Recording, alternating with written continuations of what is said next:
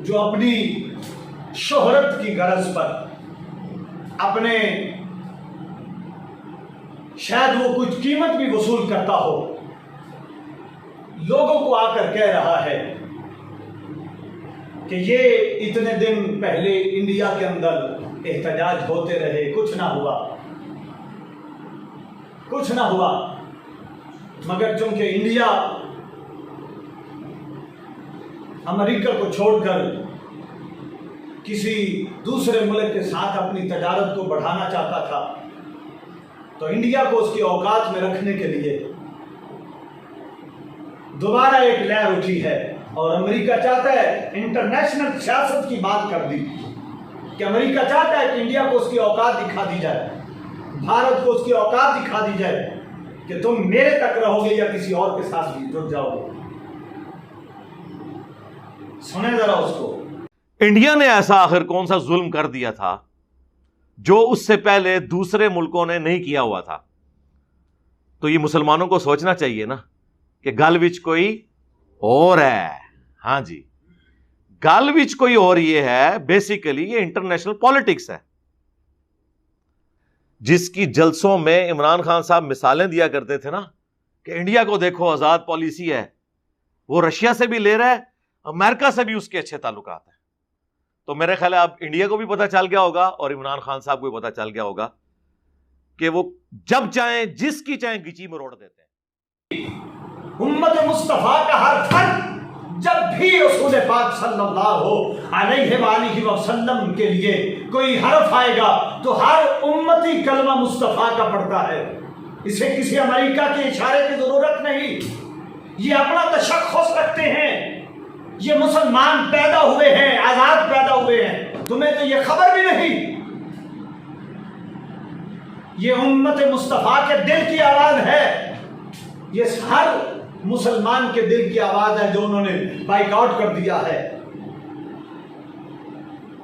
और ये बदबख्त यहां तक ही नहीं रुका, बल्कि इसने वो जो ऑल इंडिया मुस्लिम की कम्युनिटी की तरफ से वो जो नुमाइंदा के तौर पर आए थे उस पर भी इल्जाम लगा दिया।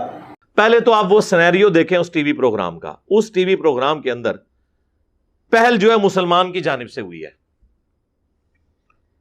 उसका आपको अंदाजा होगा। अभी तो अधूरे क्लिप चल रहे हैं, वो भी बड़ी मुश्किल से मुझे एक क्लिप मिला है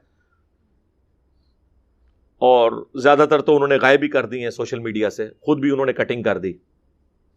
कोई रियल टाइम किसी ने रिकॉर्ड कर लिया था टीवी प्रोग्राम से, तो वो चल रहा है।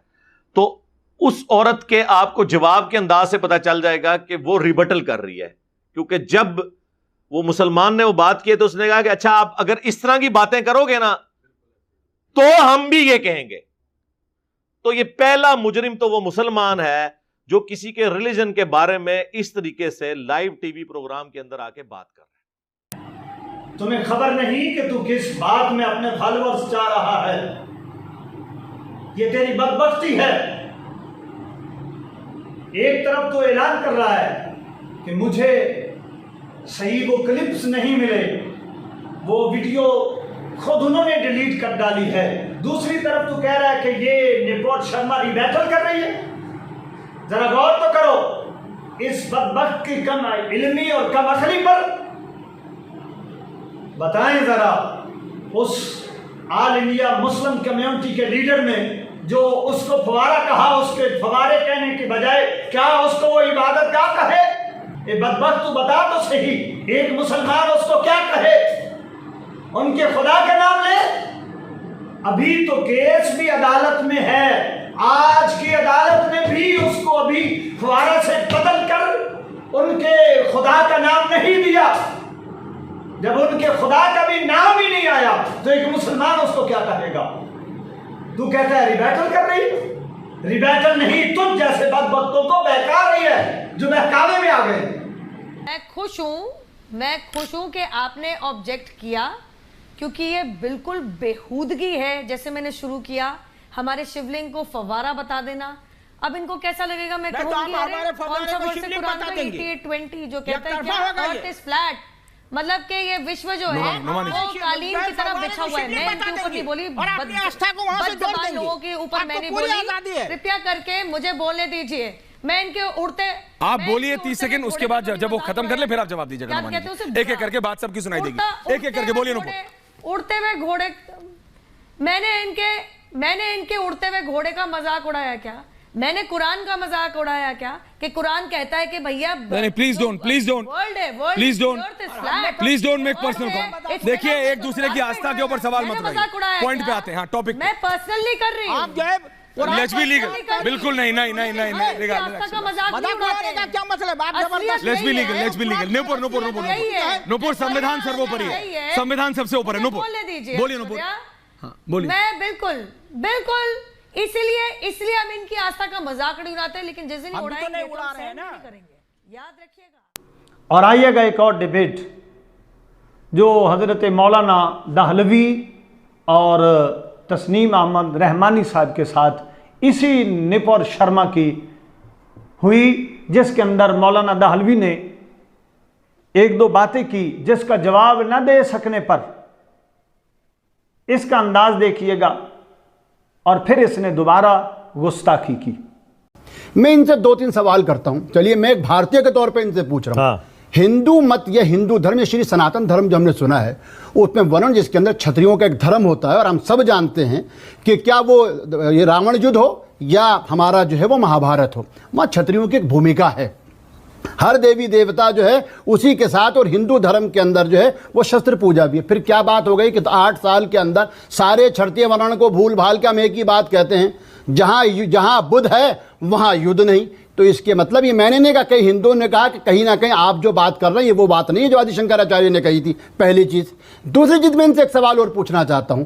भाई आज आपको अभी तक बीजेपी कुछ नहीं बता पाई। आज आपको, आप बाबर के बारे में हमसे सवाल करते हैं, आप औरंगजेब के बारे में हमसे सवाल करते हैं। राजा तो राजा होता है। हाँ, मुझको बताइए, मैं एक भारतीय मुसलमान होने के नाते श्री कृष्ण की बातों पर, उनकी चीज़ों पर उतनी ज़्यादा मोहब्बत करते जितनी आप करते हैं। लेकिन एक राजा जब अपने अहंकार में आ जाता है तो वो भूल जाता है, जब वो दुर्योधन बनता है कि वो किसका अनादर कर रहा है। तो राजाओं से आप हमारी तुलना मत कीजिए। और अंतिम और आखिरी बात जो तस्लीम भाई कह रहे हैं, आज आपके पास पूरा इकबाल है, आप जो बहुत कुछ कर सकते हैं, है ना? तो आपने जिस तरीके से जिस तरीके से पूजा बंद हुई थी, शुरू क्यों नहीं कराई? ओके, नुपुर जवाब दे रही है। ओनली नुपुर शर्मा, नुपुर को स्क्रीन पर लाइए। नुपुर जवाब दे रही है मौलाना दहलवी का। बोलिए नुपुर, बोलिए। ये सही नहीं है, ये सही नहीं है। बोलिए। ये कोई दहलवी है जो अपनी खुद के घर की औरतों को, जिनकी सोच, तो ये बहुत सम्मानित ढंग से, ये कोई दहलवी नहीं है। मैं भी बड़े प्यार से, आप औरत हैं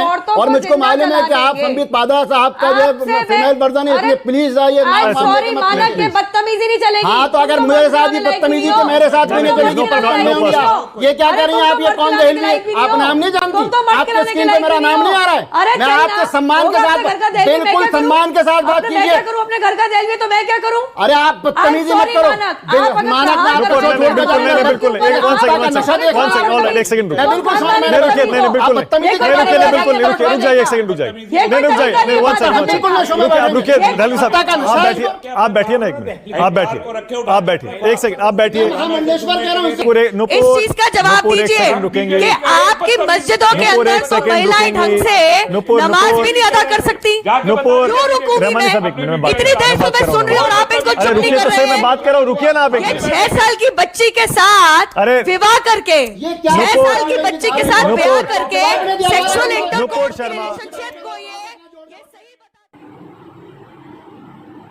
ये रिबैटल नहीं है, ये अटैक है, अटैक। उस अटैक को तूने जब अपनी इस बदबख्ती का सबूत दिया तो इंडिया और इंडिया के चैनल्स उनके अल्फाज पे गौर कर जरा। पाकिस्तान के चर्चित इस्लामिक स्कॉलर मौलाना इंजीनियर मोहम्मद अली मिर्जा ने खुलकर नुपुर शर्मा का समर्थन किया है। एक चर्चित मौलाना इंजीनियर मोहम्मद अली ने खुलकर नुपुर शर्मा का समर्थन किया। दुनिया के मुसलमान नुपुर शर्मा के खिलाफ करते रहे प्रदर्शन, उधर पाकिस्तानी मौलवी बोले नुपुर ने सच बोला। लेकिन अब नुपुर को साथ मिला है सरहद पार का, उस देश से उनके लिए आवाज उठी है जो भारत के खिलाफ साजिश। ये रिबैटल नहीं कर रही, ये बदबख्त मलऊना अपनी जुबान की गंदगी निकाल रही है जो उसके दिमाग में था, जो वो पली थी। कभी तू उसकी खुराक में गौर कर लेता, जो गाय का पेशाब पीकर पली हो, जिसकी खुराक गाय का पेशाब हो, जिसकी खुराक, जिसका पीना मशरूब गाय का पेशाब हो, वो क्या महबूब की इज्जत करेगी, वो क्या उसूल को जानेगी, वो क्या इबादत को जानेगी, वो तो हमारी इबादत को क्या, ये गाय का पेशाब पीने वाले अपनी इबादतों को पाक नहीं कर सकते, तुम इनको रिबैटल बोलते हो? नहीं, ये अल्लाह की लाठी बेआवाज है। जितने भी मुसलमान, चाहे वो किसी हुकूमत के साथ जुड़े हुए हों या फिर किसी ओहदे के साथ जुड़े हुए ना हो, हर मुसलमान जो दिल से छलनी होकर इस मलऊना के लिए जहां तक मुमकिन हो रहा है वो कर रहे हैं, वो सब के सब मोहब्बत मुस्तफ़ा में कर रहे हैं, मोहब्बत दीन में कर रहे हैं, दीन इस्लाम की मोहब्बत में कर रहे हैं, वो मुस्लिम कम्युनिटी के लिए कर रहे हैं, वो अपने नबी की इज्जत की खातिर कर रहे हैं, वो रसूल पाक की इज्जत और अजमत की खातिर कर रहे हैं। वो सारे के सारे जितने भी हैं, वो सारे के सारे ऐसे हैं कि उन्होंने अपने नबी के उम्मती होने के लिए अपने आप को साबित करने की कोशिश की है। तुम तो बगैर इतने निकले, तुम तो ये भी ना कर सके। तुम्हें चाहिए था कि ये बयान देने से पहले पूरी तरह जांच करता, पड़ताल करता, उस वाकया के बैक पे जाता, उसका पसे मंजर पढ़ता, उसका पसे मंजर पढ़ने के बाद जब तू बोलता तो ये खबर होती कि तू कुछ बोलने जा रहा है, जब तू बगैर तहकीक के सिर्फ अपने दिल के अंदर जो मुसलमानों के खिलाफ तेरे शायद कहां से भरा हुआ इनाद है, तू उस इनाद को निकालने लग गया। तुझे खबर भी नहीं कि तू किसके लिए इनाद को निकाल रहा है। तूने मुसलमानों की साख को भी नुकसान पहुंचाया है। होश के नाखून ले, होश के नाखून। जरा गौर करे हुकूमत वक्त भी कि इसके एक बयान ने पाकिस्तान की साख को भी नुकसान दिया है, न सिर्फ मुसलमानों की साख को नुकसान पहुंचाया है बल्कि मुल्क पाकिस्तान की साख को भी नुकसान दिया है। ये जो उनके नजी चैनल्स पर पाकिस्तान बुखला गया, इस तरह के अल्फाज आ रहे हैं, ये क्या है? ये मुल्क पाकिस्तान की साख को भी नुकसान है और मुसलमानों की साख का भी नुकसान है।